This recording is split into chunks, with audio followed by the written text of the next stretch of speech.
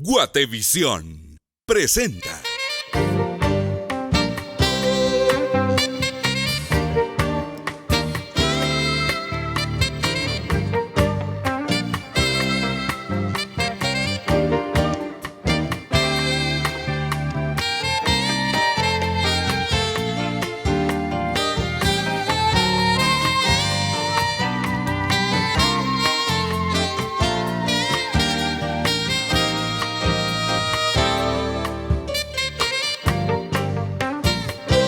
Buenas noches, Guatemala. Bienvenidos a Un Show con Tuti. Recibimos en los estudios de Guatevisión a Tuti Burlán. Muy buenas noches, amigos. Bienvenidos a Un Show con Tuti. Gracias por estar con nosotros esta noche. Y arrancamos el programa contándole de qué se trata. Hoy estaremos hablando de un tema que es muy bonito. Amor de hermanos.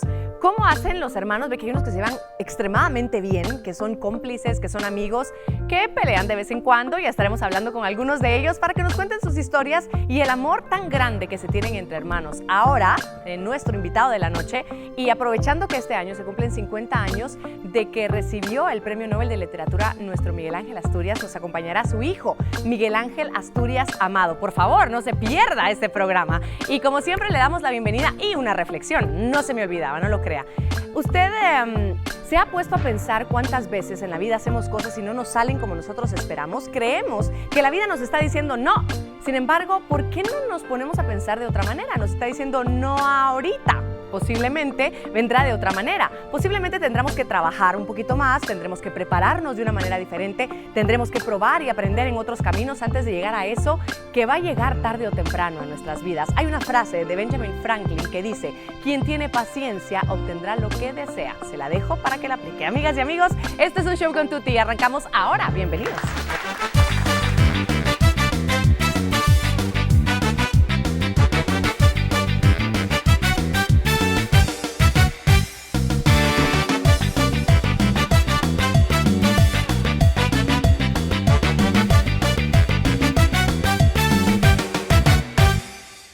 Para hablar un poquito de este tema, quiero darles algunos datos que encontramos de estudios que se han realizado acerca de los hermanos. Por ejemplo, los niños pasan más tiempo con sus hermanos que con otras personas.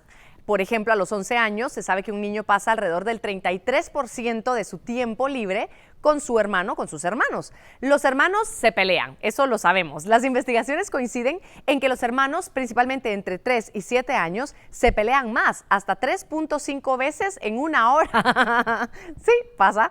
Estudios han demostrado también que quienes tienen un hermano del sexo opuesto tienden a seguir más las reglas de su propio género, es decir, las niñas se comportan un poco más femeninas y los niños seguirán juegos identificados como hombres cuando son niños. Tener un hermano del sexo opuesto ayuda también a conseguir citas, ya que con los hermanos aprenden a relacionarse bien con el sexo opuesto, de manera que cuando encuentran a alguien del otro sexo, no tienen problema en hablar, en interactuar con él, porque ya ha tenido la experiencia previa. Algunos datos interesantes que queríamos compartir con ustedes.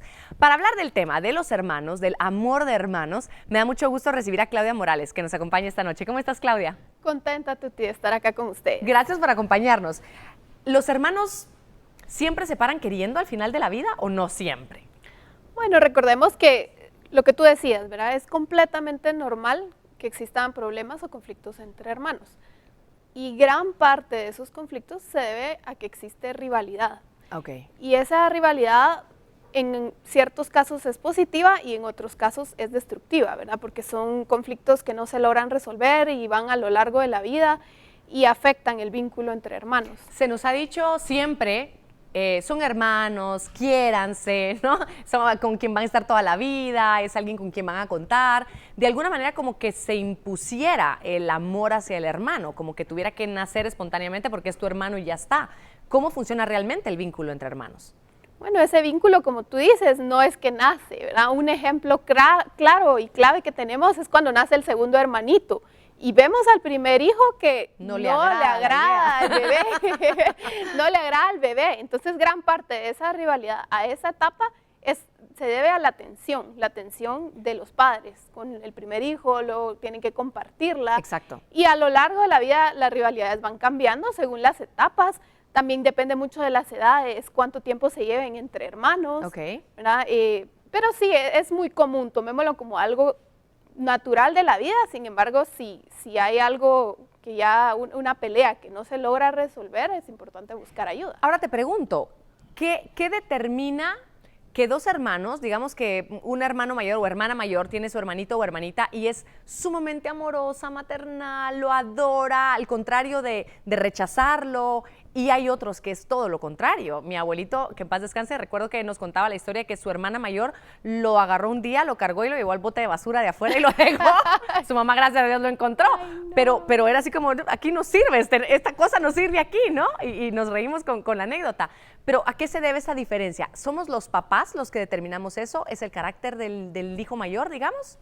Bueno, los padres jugamos un rol muy importante en los conflictos y los problemas de los hijos, ¿verdad? Porque si bien lo más importante es dejar que ellos logren resolver sus problemas cuando sean discusiones y cuestiones que se pelean por un juguete, los dejamos que ellos resuelvan. Sin embargo, cuando ya empieza una pelea, ¿verdad?, donde hay golpes o se pueden lastimar, ahí sí es importante intervenir. Y entonces tenemos que separarlos y ayudarlos a que encuentren formas positivas de expresar sus emociones y no pegando, ¿verdad?, no lastimándose. Luego de separarlos y que cada uno se calme, nuestro rol ahí sí es de mediadores, ¿verdad? Un mediador que escucha la versión de cada hijo y luego de que escuchamos esa versión, hacemos que ellos se pidan disculpas, ¿verdad? El perdón y pedir disculpas en las familias es muy importante y se va aprendiendo desde la familia. Entonces pedimos disculpas y que encuentren una solución en común. ¿Qué podemos hacer? Sin estar defendiendo a ninguno de los dos hijos, ¿verdad? Porque suele pasar que como nos dimos cuenta que el grande fue el que molestó, por ejemplo, al pequeño decimos, ay, tú, no sé qué, pero hay momentos en que el pequeño se da cuenta que ese es un arma también, y entonces molesta al grande para que el grande le responda, y entonces el pequeño tiene la culpa, y entonces ahí se vuelve el asunto de que papá y mamá a veces, tú lo decías, cometemos el error de tomar partido, decir, hey, tú empezaste, no, ahora tú. ¿Cómo funciona el asunto de los castigos, por ejemplo, en estos casos? O de, no sé, las consecuencias. Bueno, debemos recordar que depende de la edad de cada hijo, ahí podemos, por ejemplo, cuando uno quita privilegios, ¿verdad? Si al grande tenía un permiso o algo así, bueno, si no logras resolver esto, ¿verdad?, no vas a poder ir.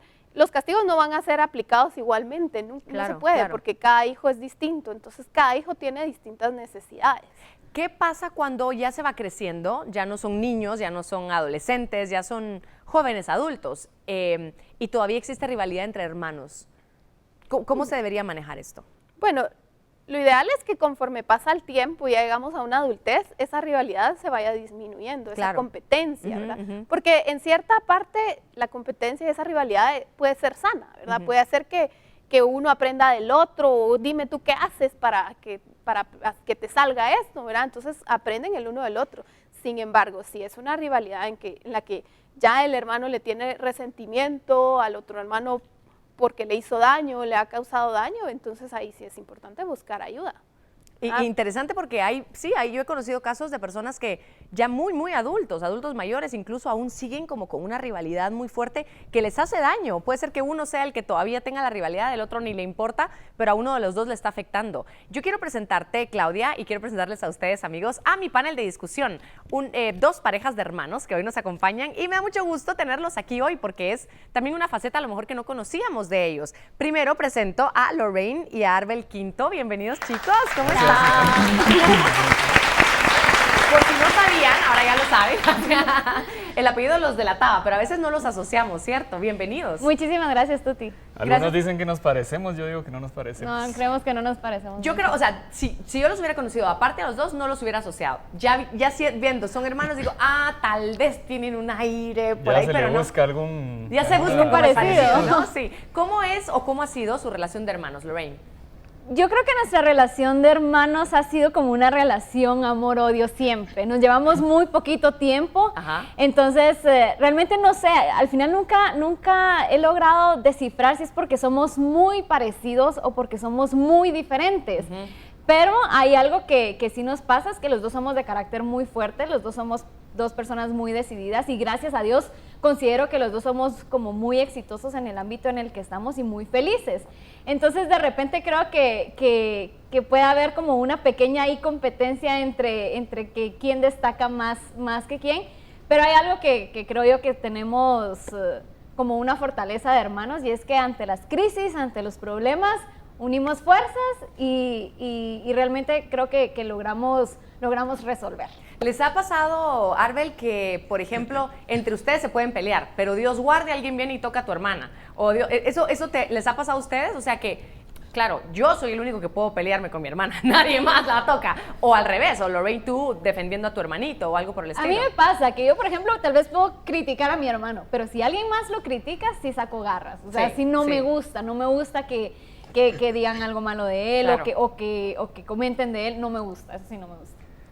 Sí, la verdad es que nosotros desde pequeños sí fuimos bastante competitivos, incluso nuestras riñas se pasaban de cierto límite y siempre teníamos, y todo. De verdad, la verdad es que sí tuvimos como muchas peleas, ahora ya no. Pero sí, definitivamente eso era algo exclusivo, solo para nosotros dos. Definitivamente cualquier comentario, cualquier falta de respeto o algo así hacia mi hermana, obviamente me afecta mucho, ¿verdad? Por supuesto. Es interesante esa dinámica entre hermanos. Yo les quiero presentar a la siguiente pareja de hermanos que nos acompaña. Ellos son Isa y Francisco Marín. Bienvenidos. Hola.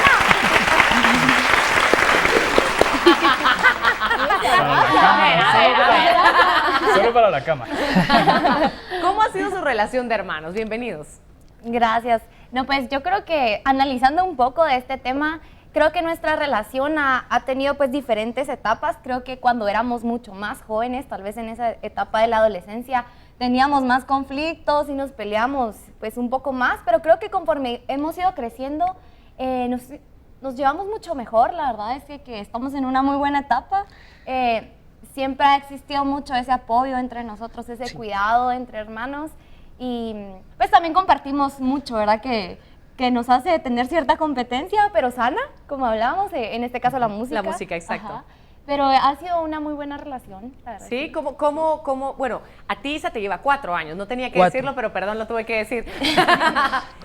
Ha sido, porque cuando eres pequeño, 4 años, ella es muy grandota, ¿cierto? Es la hermana mayor, tienes tú 2 años, ella tiene 6 años, es decir, ya es una gran diferencia, y poco a poco esas diferencias se van limando. ¿Cómo lo has vivido tú? Bueno, pues para empezar, yo creo que lo tengo que admitir, ella es la consentida. Porque, me pasa igual. Porque como ella nació primero y porque, por ejemplo, es la consentida de mis abuelos. Mis abuelos la tienen así.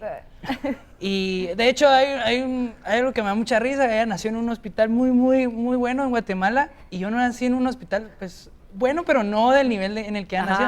Entonces yo les alego a mis padres, yo les digo, ¿pero por qué yo nací ahí? ¿Por qué ella nació ahí? Pero es la consentida. Entonces, pues, la verdad que sí, la etapa en la que estamos en este momento es muy linda. Hay mucho apoyo, hay mucho amor. Se sienten orgullosos el uno del otro. Sí. Eso es algo muy lindo. Yo tengo que hacer la primera pausa comercial. Nuestros hermanos se quedan aquí porque vamos a seguir platicando con ellos. Por supuesto, Claudia también, para ir entendiendo un poquito más esto del amor de hermanos. Ya volvemos.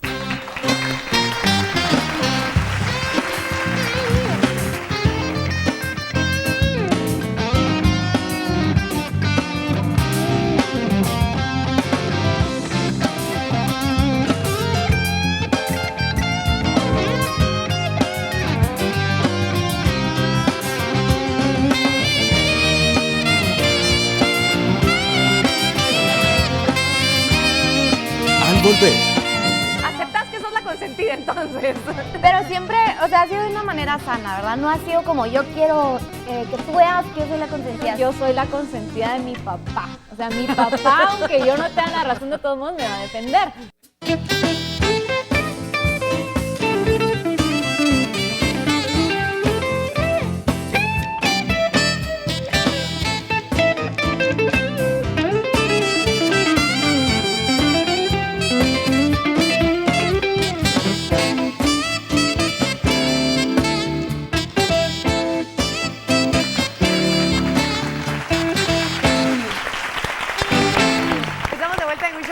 Hablando del amor de hermanos, es interesante cómo siempre desde la propia perspectiva vemos que el otro puede tener favoritismos. Tú lo decías hace un momento, Francisco. Ahora le pregunto, voy a empezar contigo, Isa. ¿Tú también has visto y has reclamado favoritismos para con Francisco? La verdad no.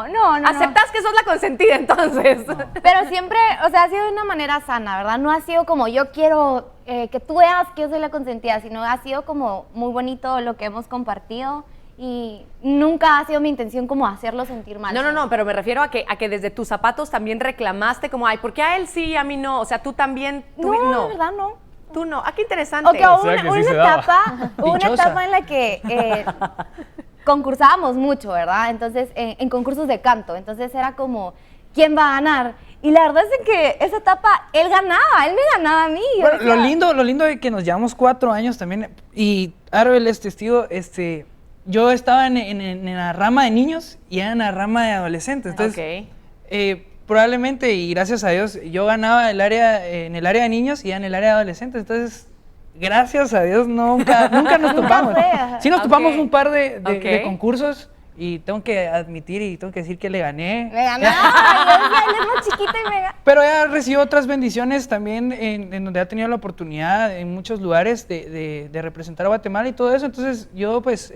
a mí me ha encantado esa etapa de nuestra vida. Ok, y en su caso, Arbel y Lorraine, ¿se han visto ustedes también en esta de por qué a él sí, a mí no? ¿Por qué a ella sí, a mí no? Yo quiero que responda ella primero. Yo creo que siempre, pero a mí me pasa y yo admito, yo soy la consentida de mi papá. O sea, mi papá, aunque yo no tenga la razón, de todos modos me va a defender.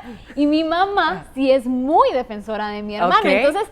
yo no sé, o sea, al menos yo así lo he sentido, que sí siempre he creído que, yo, por ejemplo, mi mamá siempre sale a defensa de mi hermano y yo, ¿pero por qué? Pero mi papá sale a defensa mío, entonces... están equilibrados, digamos. A mi parecer yo siento que estamos equilibrados. A ver, Arbel. Ok, ahora mi punto de vista. No, yo sí reconozco también abiertamente de que ella es la consentida. No solo de mi papá, también siento que la protege mucho mi mamá.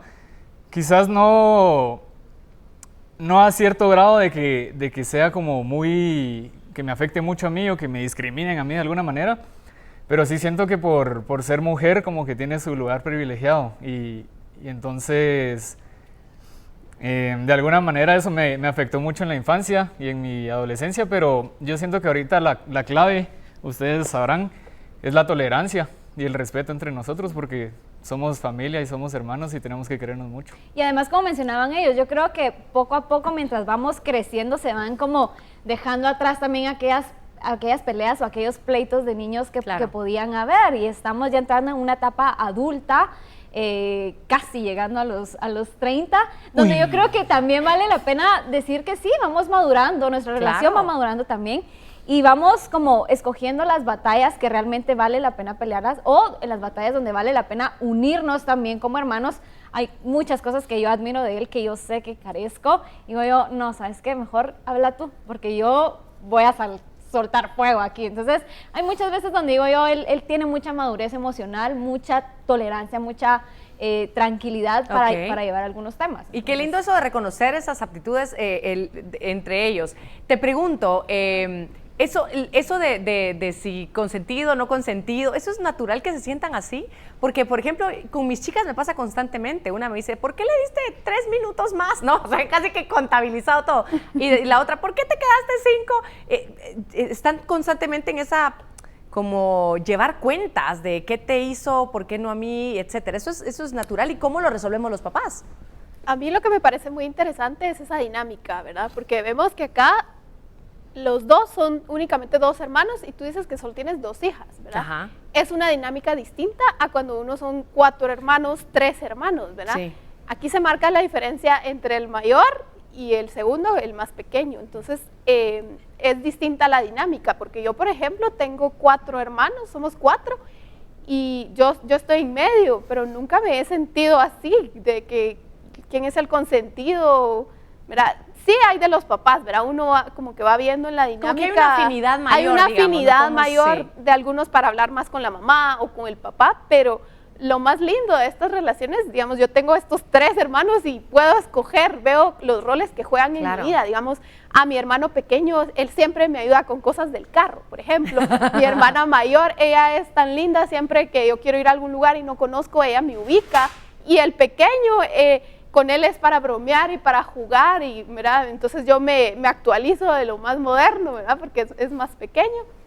creo que depende de la cantidad de hijos, así van las dinámicas familiares. Claro, y es lo que decimos, ¿no? A los amigos, se dice, los amigos son los hermanos que uno elige, porque a los de uno nadie, o sea, nos cayeron, nos tocaron los hermanos que tenemos, y vamos aprendiendo y definitivamente son una gran fortaleza. Quisimos hablar de este tema porque nos pareció curioso también entender, no solamente desde el punto de vista de papás, que esa dinámica de hermanos, por muy tirantes que sean en algunos momentos, lo decían nuestros invitados, va madurando, va cambiando, va creciendo, y qué lindo que tengan la capacidad de reconocer el valor que tiene el otro y sus aptitudes, etcétera. Yo quisiera rápidamente, y así en segunditos, cada uno de ustedes, ¿qué le dirían a los papás que nos están viendo para manejar rivalidades y fomentar, mejor dicho, el amor entre hermanos? Lorraine.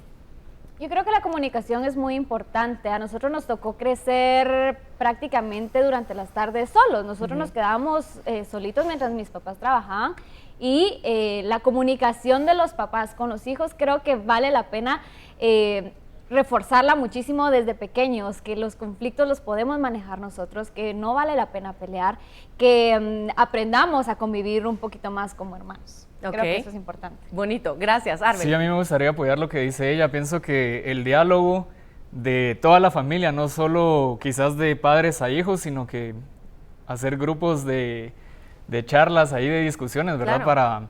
Para solucionar los problemas, pienso que aporta bastante, porque el punto de vista de los papás es muy distinto al punto de vista de los niños. Por supuesto. O de los hijos, y considero que si las 4 personas se juntan para platicar, o las personas que sean, ¿verdad? Yo pienso que sí sale algo bueno. Claro, y generar el espacio para que todos sean escuchados, qué importante. Isa. Bueno, pues en lo personal, nosotros pues perdimos a nuestro papá hace algunos años, y creo que algo que mi mamá ha fomentado mucho y nos ha enseñado es esa unidad y saber que el amor entre hermanos es un amor incondicional también, que siempre va a existir, y el apoyo, el saber que a pesar de cualquier cosa, siempre podemos mantenernos unidos, ¿verdad? Estamos el uno al otro. Eso es algo que yo les aconsejo, ¿verdad? Que algo con el que crecimos desde pequeños, ¿verdad? Sabiendo eso. Sí, bueno, darles una motivación. Yo creo que el tema de la confianza entre padres e hijos creo que es muy importante. Probablemente en muchas familias hay padres que no saben qué le está sucediendo a sus hijos o en qué están. Entonces, la confianza, yo creo que si puedo decirles es eso. O sea, la confianza que yo he tenido con mi madre, con mi mamá, ha sido tan buena que creo que no se ha perdido nada en el camino, ¿verdad? Entonces, eso, reforzar eso. Qué bonito, gracias. Yo pido un aplauso para los 4 hermanos, por favor. Gracias por acompañarnos. Interesante conocer esas dinámicas. Claudia, para rematar, el último consejo para los papás, por favor. Muy lindo lo que dijeron, la comunicación, ¿verdad? Uno como padre es importante animar a los chicos a que dentro de ellos, dentro del sistema familiar, se apoyen, se ayuden mutuamente, que aprendan a demostrarse cariño, ¿verdad? Que la hermanita pequeña le dé un beso al hermano grande, si lo ve llorando, si se golpeó. Uno mismo como padre va fomentando eso, y cosas que uno como padre debe evitar, ¿verdad? Es comparaciones, porque eso genera mucho resentimiento. Sí. Aunque el hermano mayor ya lo haya logrado, no compararlo con el hermano menor, ¿verdad? O con los otros hermanitos. Evitar etiquetar y poner nombres, porque eso a veces genera cierto resentimiento también entre los hermanos. Y puede ser que corremos el riesgo que si yo digo, ay, este es mi hijo el pilas, y ay, pero este es más haragancito, corremos el riesgo a que esto se vuelva cierto. Claro, y no es cierto. Claro. Debemos dar la oportunidad a todos a ir evolucionando a través de diferentes etapas, y a veces son cosas que solo pasan un día, ¿verdad? No podemos seguir etiquetándolos. Claro, claro. Yo te agradezco también estar aquí con nosotros. Aplauso para Claudia. Gracias por acompañarnos, de verdad. Gracias. Y yo creo que me quedo con el consejo que dieron de sentarnos como familia a platicar de las cosas que están bien, que no están bien, que nos incomodan, que nos gustan, aplaudir los logros de alguien, echarle porras cuando no le está yendo bien como familia, porque definitivamente entre hermanos hay mucha complicidad, aunque haya habido peleas definitivamente, pero es importante que eso siga fortaleciéndonos porque es algo que llevamos en el corazón y nos da seguridad para enfrentar la vida, toda la vida. Gracias por acompañarnos. Vamos a la historia de la noche.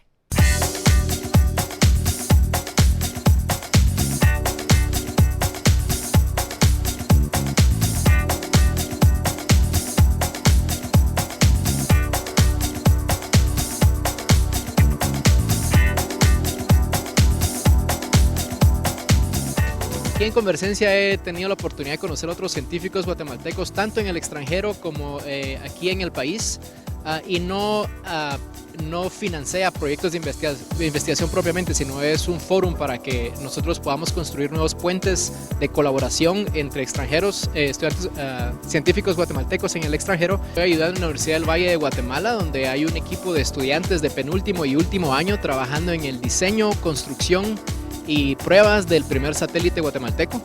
Y ese es un satélite que habrá de volar un prototipo de un sensor que también está siendo desarrollado en la Universidad del Valle. Y ese ahorita ya terminó la fase de diseño y está iniciando la fase de construcción.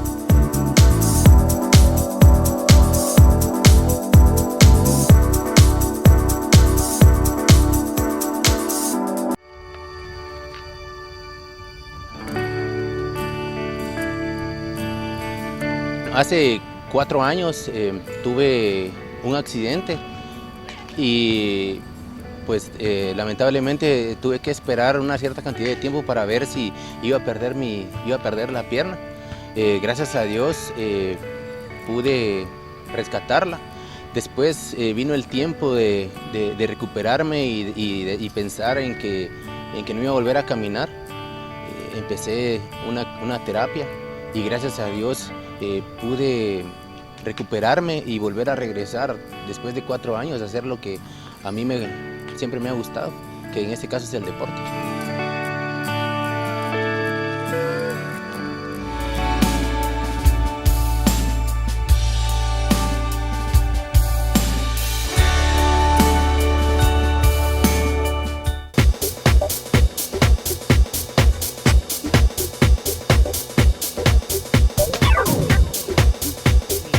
Societas empezó luego de una conversación en el International Fashion Showcase en Londres entre mi colaboradora Nelly Rose y yo. El proyecto al principio tenía como un fin la producción de una colección y con el tiempo creció de una manera orgánica porque le vimos el potencial que tiene el trabajo creativo para comunicar un mensaje. Hay más de 1 millón de artesanos en Guatemala que sostienen a sus familias a través de la venta de artesanías. Lastimosamente, muchas veces no valoramos o no estamos conscientes del trabajo que realmente conllevan estos productos. Y también tenemos esa actitud de regateo. En este caso, pues nosotros nos dimos cuenta que a través de nuestro trabajo nosotros podemos hacer a los artesanos una parte del proyecto, darles el reconocimiento de su trabajo y también exponer su trabajo a nivel internacional.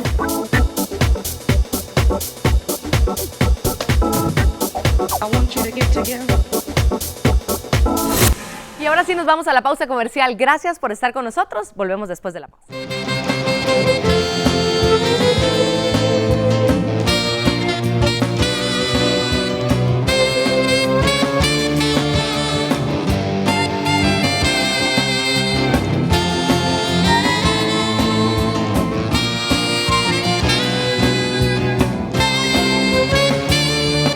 Al volver. Esta creo que es una de las obras más importantes. Claro, también trasladada al teatro y muchas otras cosas. Linda, linda. Alguna parte de mi vida fue encuentros con mi padre, vivir un tiempo con él y después desencuentros.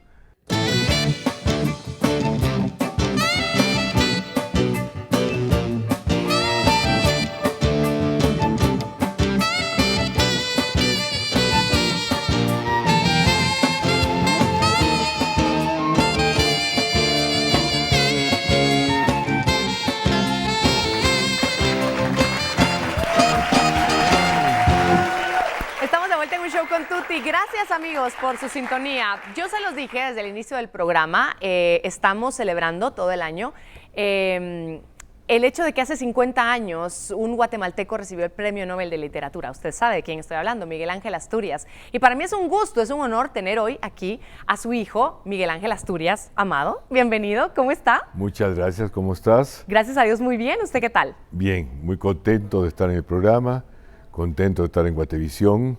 Mi agradecimiento hacia ustedes, que es muy importante que se divulgue y que vayamos conociendo quién fue Miguel Ángel Asturias y fundamentalmente ir criando en Guatemala la identidad hacia mi padre. Definitivamente. Así que muchísimas gracias por la invitación. Un placer para nosotros. Yo con una breve cápsula quiero hacer una introducción a esta entrevista.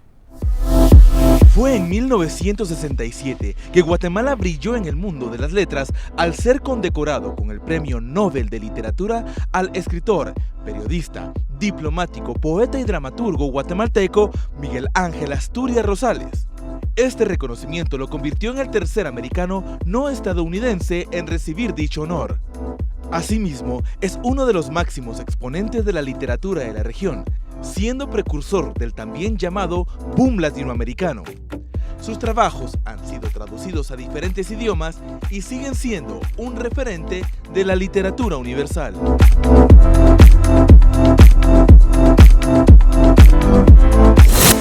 Y bueno, yo creo que indiscutiblemente cuando sabemos y conocemos que podemos platicar de alguna manera, que podemos tener al lado, de alguna manera, quienes no lo conocimos en persona, a Miguel Ángel Asturias, surgen muchas preguntas. Y yo como mamá ahora, pero como hija principalmente, pregunto, yo tuve un papá que salía a trabajar desde temprano y regresaba en la tarde, tarde-noche, y eso tal vez nos ha tocado a la gran mayoría, pero teniendo un papá escritor, poeta, diplomático, no tantas cosas más que era Miguel Ángel Asturias, ¿cómo era la vida de papá?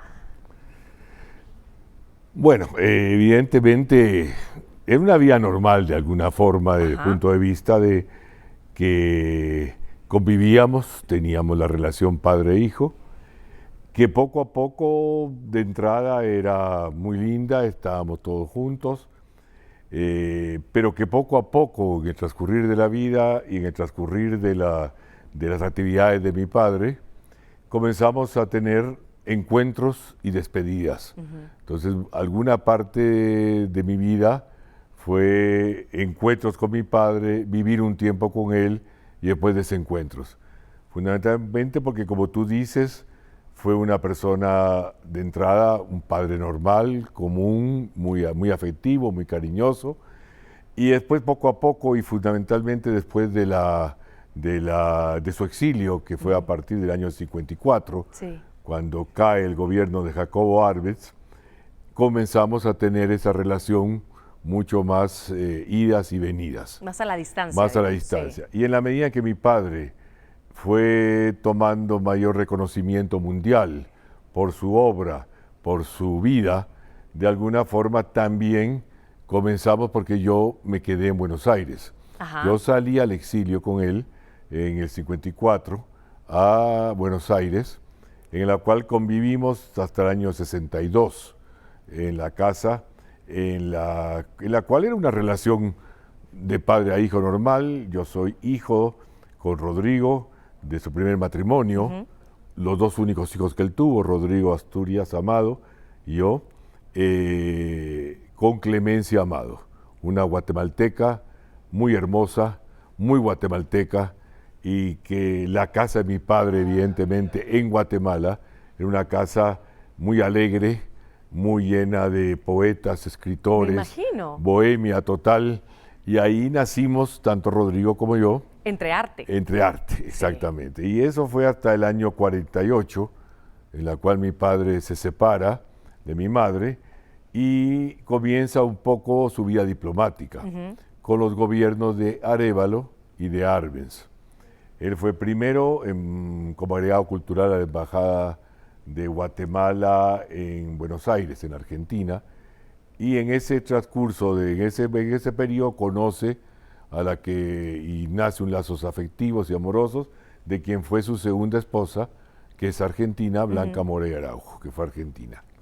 Entonces, cuando nosotros en el 54, mi padre era embajador de Jacobo Arbenz en El Salvador. Ajá. Y cuando renuncia el presidente y termina la invasión a Guatemala, mi padre ya no viene a Guatemala, sino que es uno de los primeros embajadores que el nuevo régimen le saca la nacionalidad.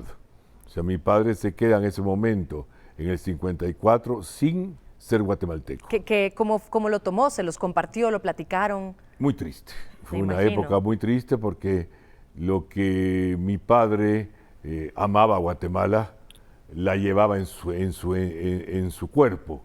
Él tiene una poesía hermosa que se llama Autoquiromancia, en la cual habla lo que él sentía por Guatemala y sentía en su mano, y él siempre hablaba y él siempre amó a Guatemala. Toda su obra está escrita sobre Guatemala, no obstante haber estado a partir del año 54 prácticamente fuera del país. Vino muy pocas veces a Guatemala.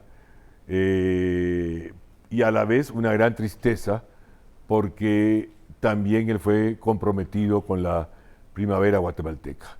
O sea, él estaba de acuerdo totalmente con la revolución que se estaba haciendo, y entonces también fue una frustración a nivel ideales y buscando una Guatemala mejor. Claro, no poder estar aquí. Eso le dolió muchísimo. Seguro. Tanto que escribe un libro muy hermoso en ese momento, que se llama Weekend en Guatemala, que denuncia mundialmente lo que fue la invasión a Guatemala, y es uno de los libros, de los pocos libros que él tiene dedicado a alguien que está dedicado al pueblo de Guatemala. Importante, además, en el momento en el que ustedes están entonces en Argentina, corríjame porque puede ser que yo no soy la que tengo la cronología perfecta, es usted. ¿Están ustedes en Argentina cuando él recibe el premio entonces? No. No, están en Francia. Yo estoy en la Argentina. ¿Usted sí? Pero mi padre no. Ajá. Mi padre primero viene a Guatemala recién en el año 60, vuelve a cumplir sus 60 años a su país. Fue un salvoconducto que le consiguieron para que entrara a Guatemala por 10 días, que se lo consiguió la Universidad de San Carlos de Guatemala, en el cual festejó su cumpleaños en Guatemala, sus 60 años. Vuelve a Buenos Aires, y mi padre en el año 62 lo toman también presos porque hay un golpe de Estado en la Argentina, y vuelve a estar está preso, y en ese momento mi padre comienza su segundo exilio, que va, segundo exilio digo porque se va de la Argentina y va para Europa. Claro. Sin, evidentemente, en una situación económica muy precaria, en la cual yo ya me quedo en Buenos Aires.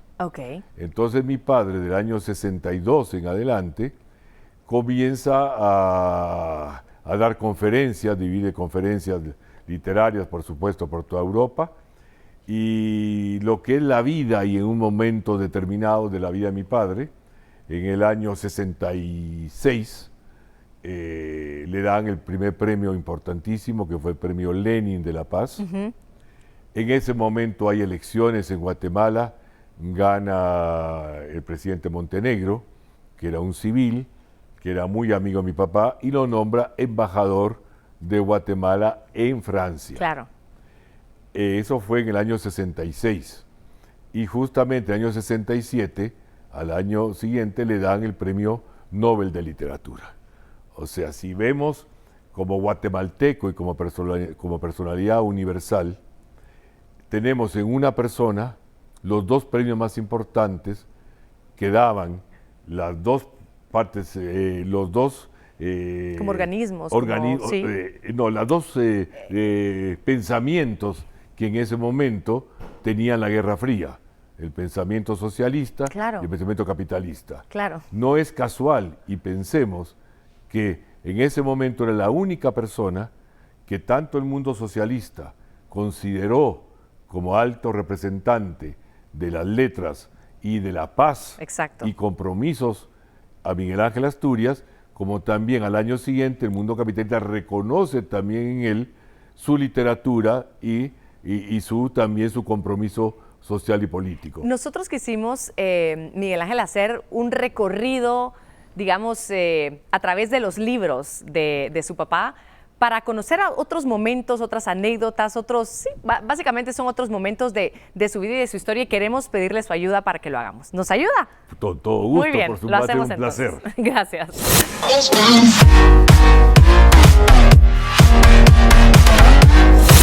Bueno, la dinámica es esta. Tenemos varios títulos de algunos de los libros de Miguel Ángel Asturias. Tenemos Leyendas de Guatemala, El Señor Presidente, El Papa Verde, El Hombre que lo tenía todo, todo, todo. Y dentro de esa antología de cuentos guatemaltecos está El Espejo de Lida Sal.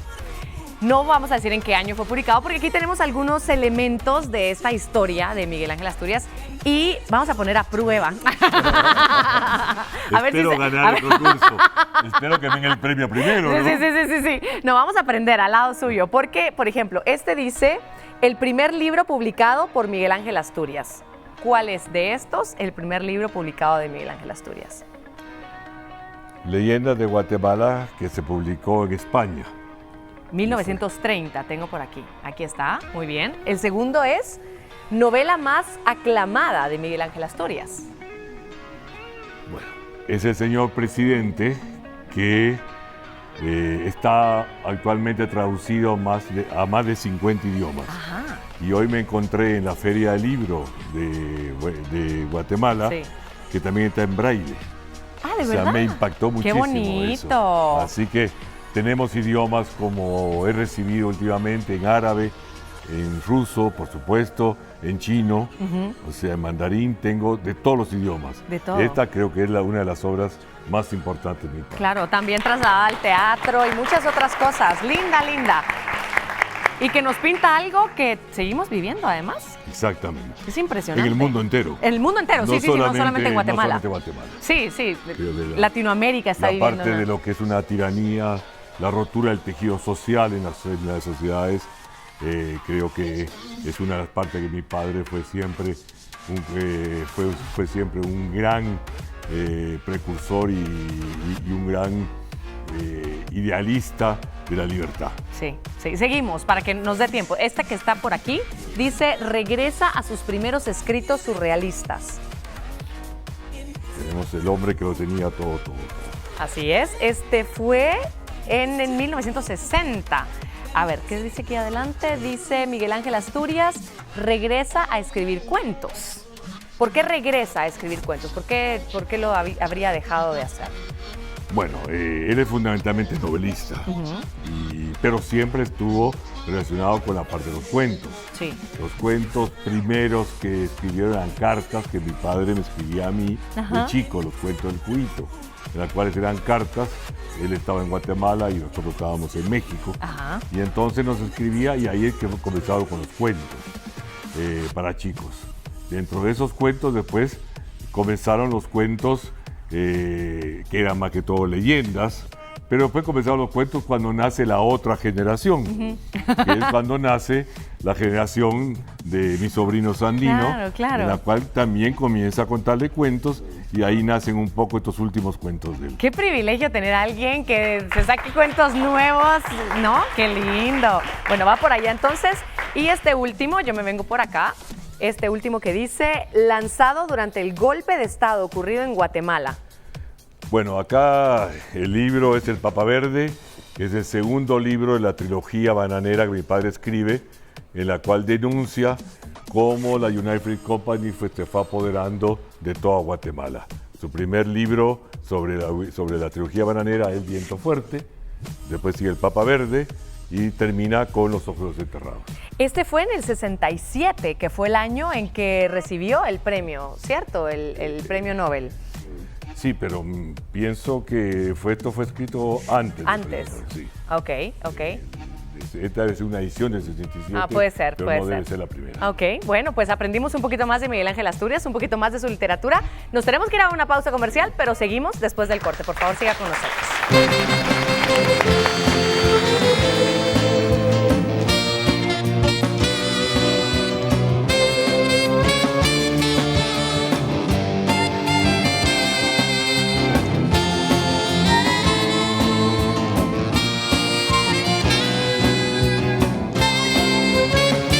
Al volver. Yo me quedé en Buenos Aires, pero sigo con la nostalgia de los colores, los sabores, los olores de esta Guatemala que uno quiere y ama tanto. Max, muchísimas gracias por esa estatua tan hermosa que has hecho mi padre.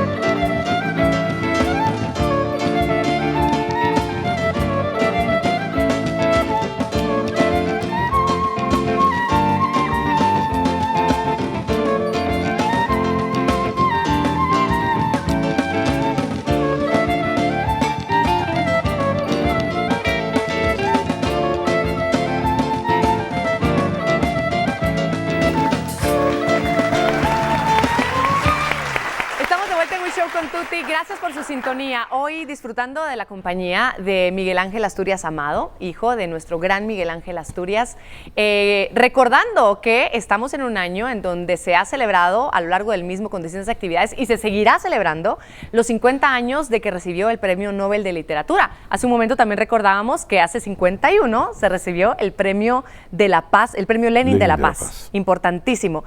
Un ícono en Guatemala, es que no, el Teatro Nacional lleva su nombre, sí. Hay estatuas de Miguel Ángel Asturias, ha sido inspiración para cuántas personas, nuevas generaciones, etcétera. Y hay un artista en especial que plasmó a un Miguel Ángel Asturias que sé que es tal vez de los favoritos de Guatemala, que está a medio del Paseo de la Reforma. Seguramente le gusta a usted y es Max Leiva, y quisimos en este segmento que él nos compartiera, si se puede, en 3 pasos o en un ABC, cómo fue esta elaboración del Miguel Ángel Asturias de la Reforma.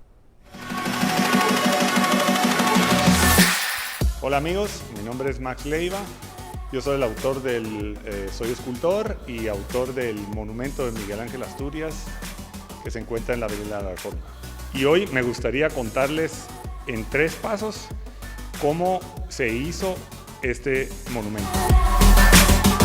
Paso número 1 es la idea. Obviamente se diseña la idea, se lleva a cabo en papel, se dibuja. Una vez está el boceto, se lleva a las 3 dimensiones, es decir, se crea una maqueta en plasticina o en yeso de lo que se quiere expresar, en este caso como ustedes todos conocen el monumento.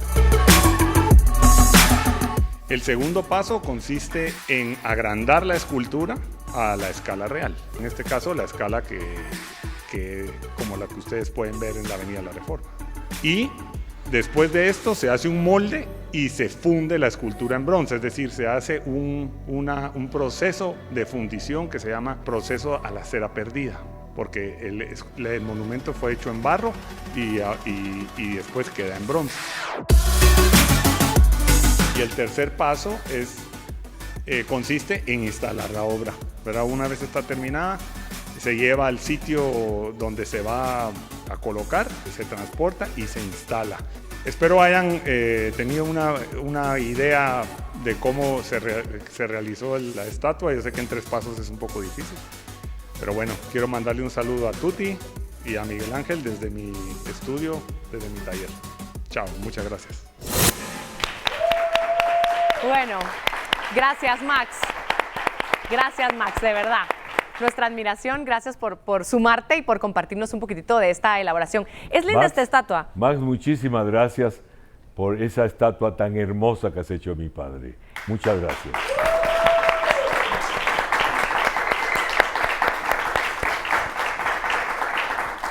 Que nos lo decía hace un momento, Miguel Ángel Asturias amó a Guatemala siempre, estuviera donde estuviera. ¿Cómo trasladaba, se fueron ustedes muy jóvenes también de Guatemala, cómo trasladó ese amor por Guatemala a sus hijos? En la casa, ¿sí? En las cosas que nos contaba, en el compartir, en el compromiso que él asumió hacia Guatemala y que evidentemente eso se vive en las casas y se va transmitiendo. Mi hermano volvió a Guatemala, sí, y vivió en Guatemala y amó y quiso mucho a Guatemala. Yo me quedé en Buenos Aires, pero sigo con la nostalgia de los colores, los sabores, los olores de esta Guatemala que uno quiere y ama tanto. Y siendo un representante, mi padre, como fue, de este hermoso y bello país, no nos dio más que ese gran amor hacia Guatemala. Y evidentemente también su gran tristeza hacia no poder vivir en ella.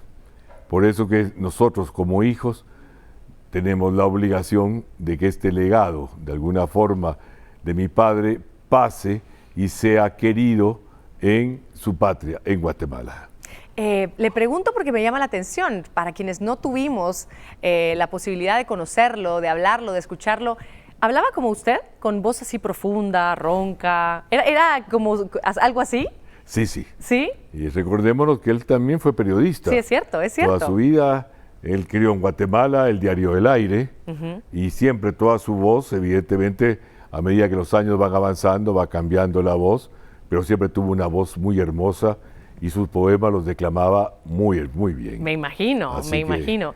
Este año, como bien lo mencionaba hace un momento, en la Feria del Libro de Guatemala, en Filgua, se hizo específicamente para conmemorar, para recordar, aplaudir, sentirnos orgullosos, difundir todo alrededor de Miguel Ángel Asturias.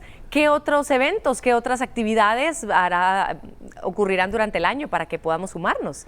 Mira, para nosotros, creo que para mi sobrino Sandino Asturias y para mí, que venimos, como digo, trabajando en que poco a poco vayamos creando una identidad en función de Miguel Ángel Asturias, este año ha sido la culminación de un trabajo importante. Es un año que el Ministerio de Cultura y Deportes ha dedicado a Miguel Ángel Asturias. Se vienen realizando una cantidad de actividades muy importantes todos los meses. Ahora estuvo la Feria del Libro. Nos han entregado una de las cosas más dignas para Guatemala, que después de 43 años de su muerte y a los 50 años del Premio Nobel, le han dado una de las condecoraciones más importantes de Guatemala, que es el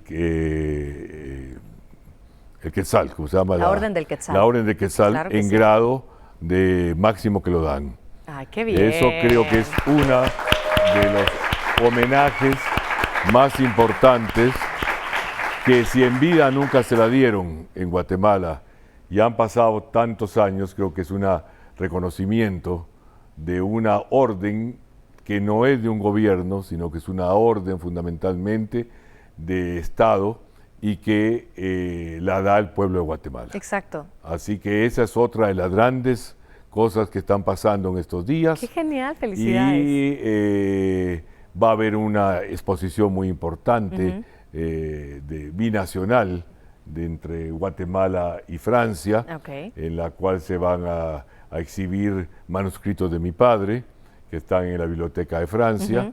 Y seguramente seguiremos con una cantidad de homenajes importantes. Bueno, para estar pendientes, para seguir de cerca, no solamente redes sociales, sino sitios en internet donde se está publicando constantemente cuáles son estas actividades para conocer más. Para nosotros un privilegio. Nos quedamos muy cortitos porque el tiempo se nos acabó para poder sacarle el jugo y aprender tanto, no solamente de su vida, sino también a través de sus ojos, de su corazón, cómo vivió con el gran Miguel Ángel Asturias. Y gracias por aceptar la invitación otra vez, Miguel Ángel. No, al revés. Y muchas gracias a ustedes. Sé que el tiempo en televisión es muy corto. Es muy cortito, sí. Pero mi gran agradecimiento y la ayuda que nos dan como para que el pueblo de Guatemala vaya conociendo más a Miguel Ángel Asturias. Que bien merecido lo tiene, nos ha dado tanto además. Gracias, amigos, por su compañía. Gracias nuevamente, Miguel Ángel, por acompañarnos. Gracias. Y será hasta una próxima.